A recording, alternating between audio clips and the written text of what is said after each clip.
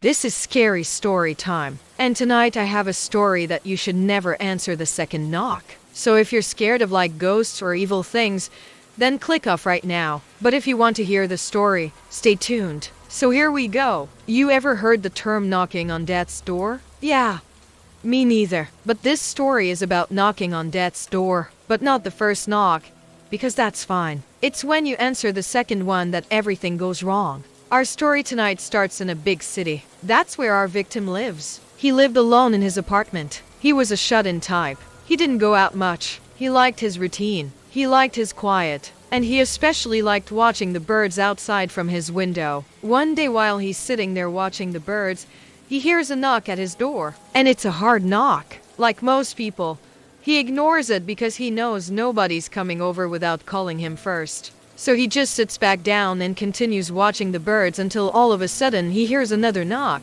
He thinks maybe it is his neighbor finally getting some guts to tell him to turn down his TV. The TV was pretty loud, so he got up, went to the door and opened it, and there stood a little girl with a bright red raincoat. She had black hair, a white dress, and she had on those Mary Jane shoes. And our victim's thinking, who let this kid in the building? And before he could say anything, the girl speaks and she says, "Hi, sir. Do you have the time?" And he looks down at his watch and tells her what time it is. "Thank you," she says. And she turns around and runs down the hallway. Now he stands there wondering why the hell a kid would be out in this weather, especially running around the hallway. He closes the door, shakes it off, and goes back to his bird watching. But 5 minutes later, he hears another knock at the door. Again, it's the same little girl. She opens the door and she asks, "Do you have the time?" Again, he tells her what time it is and she thanks him, turns around and goes down the hall again. But this time, before she makes it down the hall,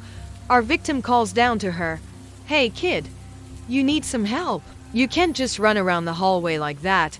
And the girl stops and looks back at him and she says, "Okay," and walks away. He lets it go and goes back to watching his birds. But after a few minutes, he hears a knock at the door, and this time he's pissed. So he yells out, "What the hell do you want?" And he opens the door and slams it in the girl's face. He thought he just scared her off, but there she was standing there dry and smiling. "Why are you here?" he asks. And the girl says, "You said you wanted to see me, so I came back."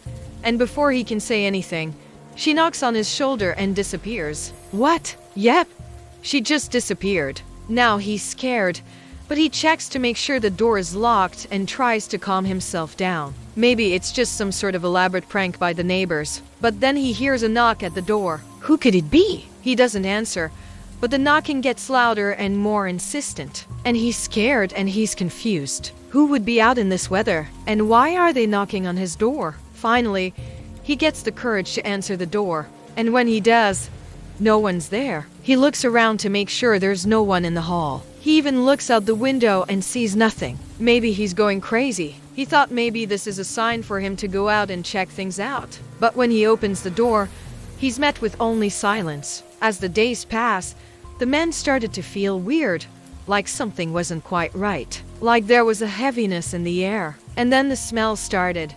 This sweet smell like candy and freshly cut grass. And he couldn't explain it, but it felt wrong. And then the whispers started, like voices whispering just outside his door. And sometimes he could swear he could hear them inside the walls, but it was always just outside his door. And he would open the door and he would find nothing. The whispers would stop and then start again the next day. Sometimes during the day he would get these intense feelings that someone was watching him. And he would look around, but he couldn't shake the feeling. And then the dreams started.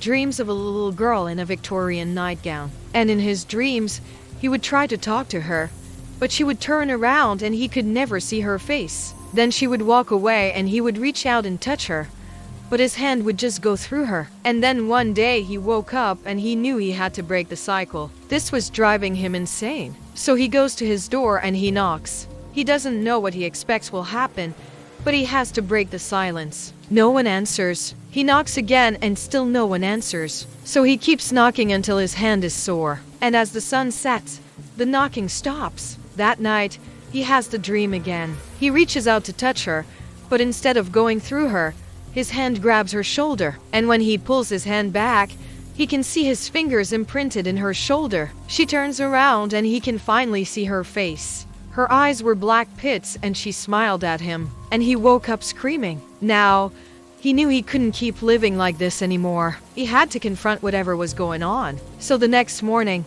he decides to leave the apartment. For the first time in weeks, he goes down in the elevator and steps out into the sunshine. He takes a deep breath and walks down the street. And for a moment, he feels free. A few minutes into his walk, he sees a playground and he hears kids laughing. And he remembers a time when he used to play there when he was young. He walks a little further and comes across a cemetery. He takes a deep breath and walks past the wrought iron gates. And when he does, he hears a familiar knock. He turns around, but there's no one there. He looks at the gates and then he walks through them. He walks around reading the names on the tombstones, looking at the statues and remembering when he was young. He walks past a statue of an angel and hears the knock again. He turns around, but there's no one there. And then he sees her. She's standing by a tree and she's looking at him. He wants to call out to her, but no sound comes out of his mouth. He tries to walk toward her, but he can't seem to move. He tries again, and this time he's able to take a step forward. As he gets closer, he can hear the whispers again, but this time they're coming from her. He gets closer and the whispers get louder until he's right in front of her. He reaches out to touch her and she disappears. He wakes up on a stone slab and he's in the dream again. And she's walking away from him. He gets up and chases after her and she leads him to a grave. On top of the grave is a single white rose. He reaches out and picks it up, and as he does, the ground starts to shake and the earth opens up and he falls in. When he wakes up, he's lying on the cold hard ground. He sits up and looks around to see the tall walls of the mausoleum. He gets up and walks toward the door. As he passes by a statue of an angel, he hears a familiar knock. He turns around, but there's no one there. He walks to the door, and as he opens it, he sees the light of day. He steps out into the sunshine and he sees the little girl standing in front of him. He wants to speak, but no words come out. He takes a step toward her and she vanishes. He looks down at his hands and sees they're empty. And that's when he realizes he's not dreaming. He looks back and sees the heavy iron gates of the cemetery standing tall against the setting sun. And that's when he realizes he's trapped.